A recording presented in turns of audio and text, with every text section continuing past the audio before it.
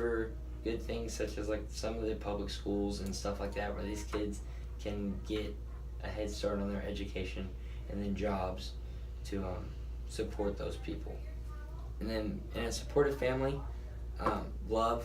So love comes with support. You got to support the people you love, and you got to help them through everything in times of crisis or not. And then caring for one another. You have to care for the person no matter what, especially if you truly love them. Parenting with morals.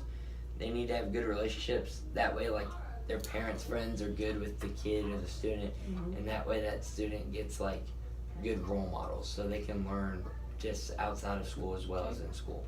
And then grandparents with morals, so the parents are raised with morals and they can keep passing that down to their kids. Financial support would come from the parents' jobs, of course. That's very important with these families because having a financial base is good for them, and then income ties in with that as well. You might somehow tie insurance into that one. Okay. Because a lot of our kids, in order to get their services, need to have some type of insurance coverage to be able to. Gotcha. Okay. And then for nonprofits supporting the issues, so in order to get donations, fundraisers are a big part of that. I know you all put on several fundraisers each year. And then people who care, so people who support these organizations and the issue and then want to make a difference.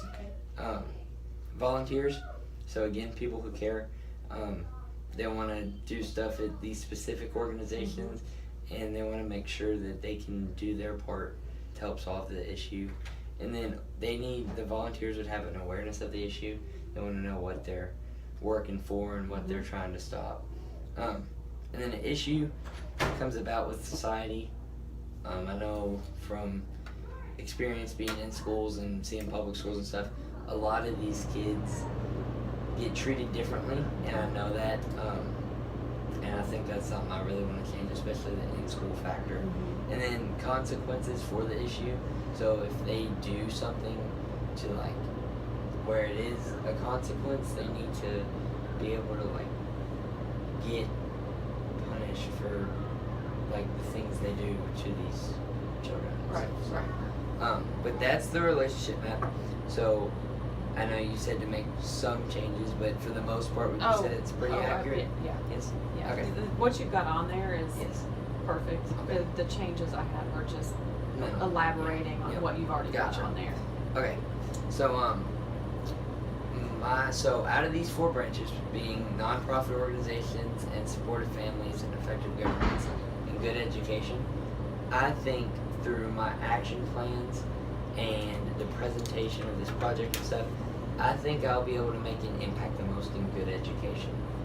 Educating my school, peers, students, the staff, and then while I'm doing my events in the community to maybe raise more of an education and an awareness for this issue. That's what I see as best fit for me to, but if you think it's any of the other 3 or... No, I would agree that would be where you could make the biggest impact. You're going to support a little bit in this one with your community involvement, but and so I have, for good education, I have a couple ideas. I know one, of course, to spread the awareness would be presenting this project. But I think there's some, like, doing fundraisers in your all's name especially, but once they're there having, like, maybe, like, posters or educational stuff where they can learn about the facts that are really eye-opening in this issue. But do you have any other ideas that maybe we could spread awareness and education or anything like that? There might be, I don't know, do you have to actually make it happen? Sometimes little video clips and stuff of people with disabilities participating in typical activities, so people can see what they're able to do might be nice. I don't know what all you have to be able to do. But the 2 kinds of action we're looking for direct action. So I guess like doing the service here and helping with the kids and stuff like that. But also social action, so like getting the word out and educating people on issues they may not know about or know as much about as we think they should. Possibly we do a lot of social media type awareness campaigns. something along those lines. And it might even just be sharing our page, Gotcha. or finding things on our page that you can share. Are you? I don't know. You could just go on and like our page or follow On our Facebook? page. I do. Okay. I do. Yes, Okay. me and my mom do, actually. Okay. Okay. I was gonna say you might be able to take some of those, and I don't know if you have a Facebook page. I know you're kind I of. do. Okay, I was gonna say I know younger people are doing more like the Instagram and Snapchat, but even sharing some of the things you find on our page, sharing them on your Facebook page, because that's how we spread more social awareness as well.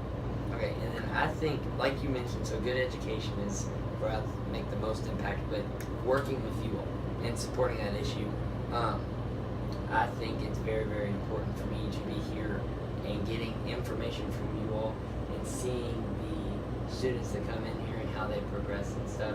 I think that could really, really help me, and I think it's very important that like I get that kind of a knowledge so I can then share that knowledge with my students and my peers and staff and stuff like that. So that's what I think, and then I think it's very, very important that we bring social awareness to the injustice of like the students who have these disabilities, because they I feel like it's an injustice that's really, really underlooked, and it's talked about, but it's not talked about enough. And there's some crazy facts I know from doing the awareness project that were really like, wow, you wouldn't think that, but it's happening behind the scenes. Right. And it's a good opportunity to spread this awareness and get it out there. So a tentative timeline of when I'm gonna start. So I have to be finished by the end of February. Okay. I'm done with the awareness portion, and then right now we are working on our action plan, which is where I will get set with the fundraisers and the cumulative event eventually. So I'm kind of brainstorming ideas for that right now. That'll probably be done. I actually have a timeline in here.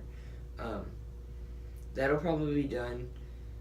The analysis is done in late November, and then we're gonna plan for action, and we will be done with that by December, like the brainstorming and getting ideas of December, and then we will actually do the action in the months from December to February. So we're gonna have our projects due, but we're also gonna be doing our events and stuff. So I will coordinate with you times where maybe later in the day, I know in the past people have done like basketball tournaments to raise money, or events at bowling alleys or restaurants or something like that. And then I can set up drives for whether you all would want money, or I can do certain supplies, whatever benefits you all the best. Okay. And then while doing all this, I'm still going to be doing service out here with you all. Okay. I've accumulated, I think now 12, and we have to get somewhere around 40 or 50 total hours. Okay. So I'll be out here still doing direct service. So after this meeting, we're going to be working on our action plan proposal, like I said, and all the details of that I'll let you know, and I'll email you the proposal. Okay. And let you revise it and kind of put your opinion into it along with mine. And after that is approved by you all and by my service coordinator, then I can begin that at the beginning of December, so here in about a month. Okay. But that's really it. If you have any kind of questions for me, or You were very thorough. No, I think you've explained it well. all right, I don't have any questions here. I'm Okay. pretty good, pretty set. I like where I'm at right now with how far I've come along, and I hope I can formulate a good action plan to really help you all out. I've been around here since I was 14? Yeah. 14 or earlier than that probably. It's probably about 11 actually, since my sister. And I've always liked this place. I've always thought it's a great thing that you all do. I'm really happy to be working Yeah, with you all. I'm happy that you're doing this. This is cool. Yep. All right, well, thank you You're for welcome. your time and your You're attention. welcome. And that's it. All right. Good luck. Thank you. Ugh.